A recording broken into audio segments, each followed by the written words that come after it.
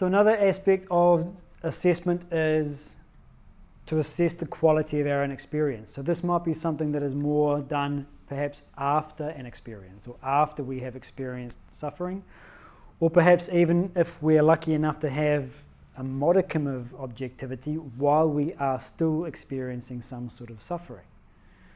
Again, the whole thing is based in questioning. So the first thing is to question, well, what am I thinking? What am I feeling? So this is referring to the reaction component of the receipt, reaction, response mechanism that we were discussing. Because unless we can name what it is, we're going to be completely caught up in it. You think of another example. Yeah, road rage is a really good example of this. Average mild-mannered accountant, when road rage takes hold, turns into a complete monster. It's a Jekyll Hyde experience. When he's completely caught up in that emotion, the emotion totally dictates his activities. Not only that, but he's not even aware enough to say, I am angry. It's quite the other way around. He is anger. So if we stop and ask the question, what am I experiencing? What am I feeling? And what am I thinking about? That at least is, to some small extent, putting the brakes on the experience. Because if you want to look at something, if you want to observe something, what do you have to do? You have to position yourself outside it. If you've got a book and you hold it right up to your face, you can't see anything. You have to put it appropriate distance away from your eyes so that you can see it. If you want to answer the question, what am I thinking and what am I feeling, you have to put that psychological reaction an appropriate distance away from yourself so that you can at least give it a name. Give it any name you want. It doesn't matter what name you use, so long as you are objectively looking at it. And then you use the information that you've understood earlier. Well, what's the trigger? What am I experiencing? I'm experiencing intense jealousy. What's the trigger? Looking at my wife talk to that man. Okay, what's the cause? And then you'll investigate. Yeah, exactly. What is the cause? Why does that bother me so much? It's been years since she looked at me like that. That's why. Or whatever happens to be. Okay, insecurity. Exactly. So why? Yeah. So there's some demand or desire or expectation or attachment or fear. In fact, even fear. We always bring fear back to an attachment or an underlying desire. So we're looking for the external trigger and we're looking for the internal cause. So when I say the external trigger was that guy talking to my wife, okay, I've stepped a little bit apart from that. But now when I say what's the cause, that's inside me. That's part of my inner personality. So I also have to occupy a position outside my own inner personality. So my level of objectivity is increasing each time. Why am I thinking about it? I don't know. Good example of this was someone I was speaking to, and he was talking about, he was using this exact train of questioning. He'd broken up with his girlfriend something like, I don't know, maybe 6 months earlier. And he would say, he'd find himself just thinking about her and whatever transpired between them before the breakup. And he'd say, what are you thinking about? I'm thinking about my ex. Why are you thinking about it? And he couldn't come up with a legitimate answer. Well, I don't know, the thought just popped into my head and I sort of jumped on board and started going with it. If we can't answer the question, we know why we are thinking about it, then it means that we're completely involved. The mind has thrown something at me. I didn't even notice when it started, but now I notice because I'm so agitated by continuing to think about my ex that something has jerked me out of it. So then we ask the question, well, is this healthy or unhealthy? Where is this taking me? So we often use the phrase, you are what you eat. Right, so of course, your body is made up of all the food that you've eaten from this point all the way back, right? And we can be very assiduous when it comes to our food. Oh, I'm gluten-free, and I'm organic, and I'm probiotic, and I'm macrobiotic, and I'm vegan. And so I look at the back of everything that I eat and make sure, no, I'm not going to eat that. Junk food, junk food, junk food. That's healthy. That I'll eat. Okay, as you think, so you become. What's your personality made up of? Thoughts, feelings, intentions. Everything that we have been imbibing internally from this point as far back as you wish to conceive. So we should have that same level of critical analysis of the thoughts and feelings that we're eating. Is this feeling I'm having now of dwelling on my past relationship, which broke up 6 months ago, health food or junk food? It's junk thought, junk emotion. No thank you. And it's so easy to dismiss it when you put it in those terms. If we don't put it in those terms, then it's much more difficult to dismiss the thought because the mind is still getting something out of it. But if we have the intention and the desire to be emotionally healthy, then it's easier to say no to those junk thoughts in the same way that it's my desire to be physically healthy, which makes it easier for me to say no thank you to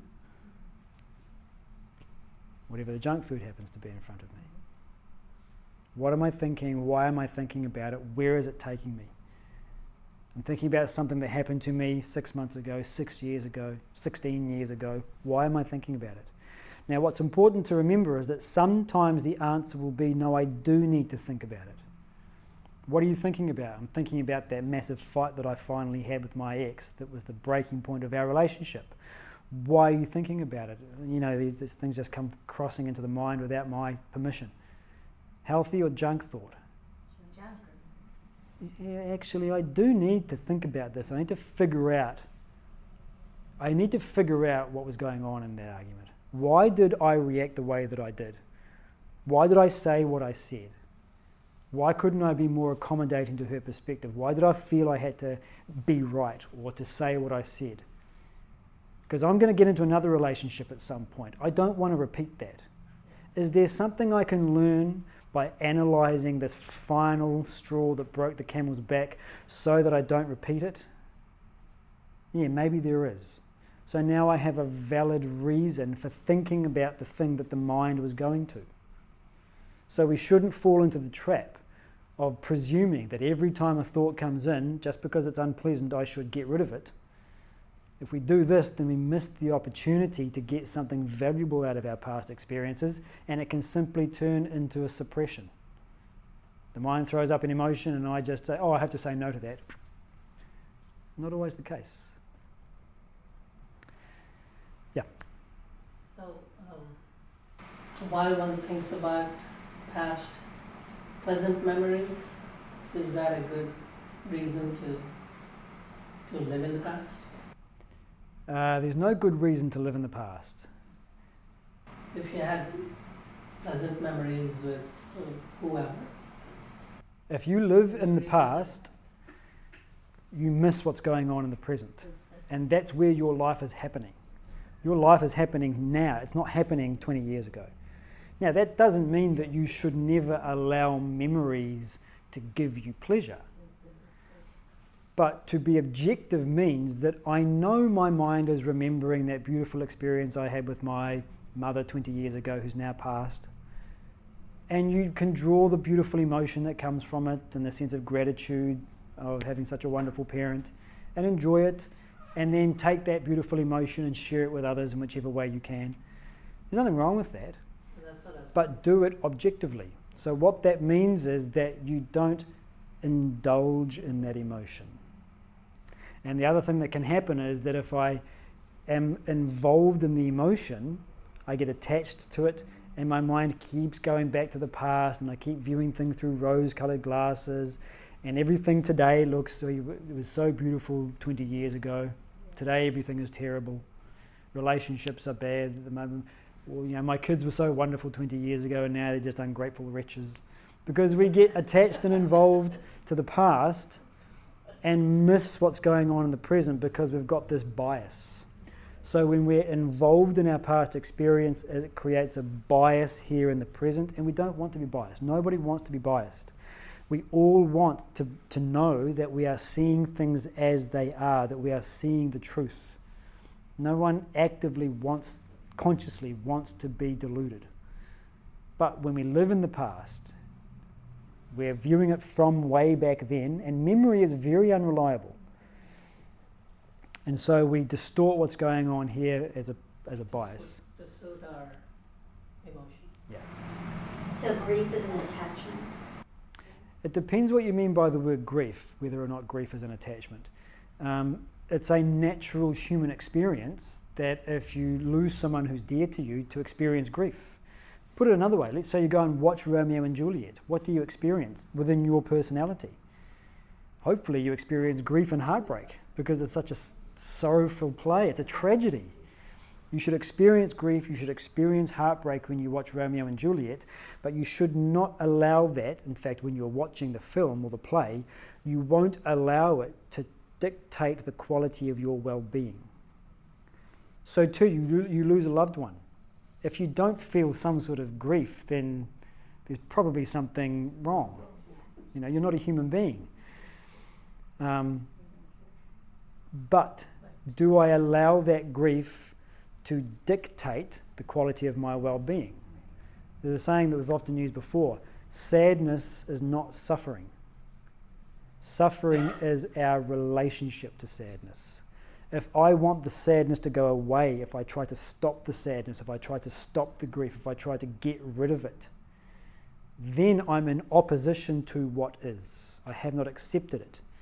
My partner of so many years has passed away. Here comes the grief. And be in that grief, allow the grief. The problem is that if we try to resist it, then we only keep re-inflicting the same thing again. We should also not get involved in our grief and continue to relive it. Everything in this world is born, lasts for a while, and then dies. Everything. From a thought to an emotion to your physical body to everything else. Your grief comes, it will last for a while. Hello grief, I haven't seen you for a few days. Lasts for a while, it visits you, and then it will naturally disappear if you let it. The problem is we don't let it disappear, we keep it bumped up by continuing to, in an involved way, go back to the experience indiscriminately is the word that we use. So by all means, let there be grief, but understand what healthy grief is.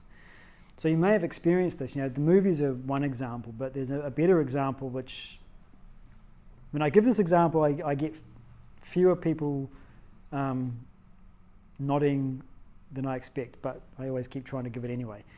If you've ever been at a funeral of someone who is dear to you, and people around you are crying, and you yourself are crying, and there's that expression of your grief, that can actually be a wonderful experience. You can actually enjoy that expression of grief because it's a wholly appropriate environment to do so. When you're at the funeral, and some people are laughing with tears down their eyes, and some people are crying, and some people are in grief, and some people are in silent mourning. Everyone's got their own way of grieving. When you're allowing that grief to come up and out, if you're really objective to it, it can be a beautiful experience. Why is grief a less beautiful emotion than happiness? Who said that that was the case? Grief has its own beauty. In fact, there was an article I read a little while ago that said no good art has ever come out of happiness. Sadness is the only muse. So if you can relate objectively to your sadness, draw on it, paint it out, sing it out, write it out. So it's our relationship to the emotions that is important, not the quality of emotions per se. So objectivity means allowing life to proceed in the same way that we allow a movie to proceed. We don't try and stop the sad parts and go and rewind the happy parts over and over and over again. We allow the whole thing to play its way out. Objectivity allows us to do this with our lives, with our emotions, our feelings, and our experiences. The last aspect in terms of questioning the experience is that if we recognize that we've had an unhealthy reaction to something, like a jealousy, let's stay with that same example, The question we can then ask is, what is the value or what is the belief that will untangle this? So this is what we're going back to before. Why am I jealous when I see my wife talking to another man? Okay, let's say I arrive at the thought because I'm worried she will leave me. Okay, so the question we can then ask is, what is that piece of information, that piece of knowledge, that if I knew it with insight, would untangle that fear, would mean that it does not arise, that it cannot arise?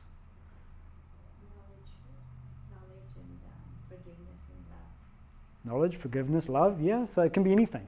Depending upon your specific circumstance, you might recognize I'm trying to constrain my wife's happiness, telling her she can't go and talk to people. What's better than that? Recognizing that every human being is inherently free. And so I should let her be the free human being that she is. Or recognizing that ultimately I am fine. If the worst happens, if she leaves me, yes, I'll be sad, I'll be grieving, and it'll get slowly, it will get better. Then over time I'll be back where I am now, and I'll look back on this experience with maybe even some joy, maybe some laughter. At some point I will be okay. Whatever it happens to be, it doesn't matter what you use. It'll be independent for each of us. But the idea is what we are then doing is taking our awareness to a higher value or a higher belief, and we are living there. Instead of living in the belief, she's my wife, I am the possessor of her attention and affection, now I am replacing that with the belief she's a free agent. She has free will. She's free to do whatever she wants. If she wants to leave me, she can do it, and I can't do anything to stop her. So I have to accept that, and once I've accepted that, etc., and then you can go on the other ideas you said. Forgiveness and gratitude. I'm lucky to have her in my life at all. So whatever it happens to be, we can trace back to a new value, a new belief, which, if we transplant it, dissolves that feeling. So again, remember, this is a temporary objectivity. It doesn't mean that if we do this, that next week, when we're at another social event, it's not going to happen again. But this is the way we grow. Get on the horse, ride for a while, get thrown off. Get back on the horse, ride for a while, get thrown off. At some point, we become a highly proficient rider and we never get thrown off. So that was the insight part. Yeah, so insight this is the insight part, the correct understanding. So this is what we're saying. When I have that as insight, it won't arise anymore. So when you have the insight, it's just a movie. The suffering cannot arise. It doesn't matter what movie you're watching. You may be horrified, you may be heartbroken, you may be disgusted, you may be in joy, you may be in sorrow, you may be in sadness, but you're never going to be affected because you've always got that insight. And it's just a film. That's why I can enjoy it. Okay, so this is the short-term version of objectivity.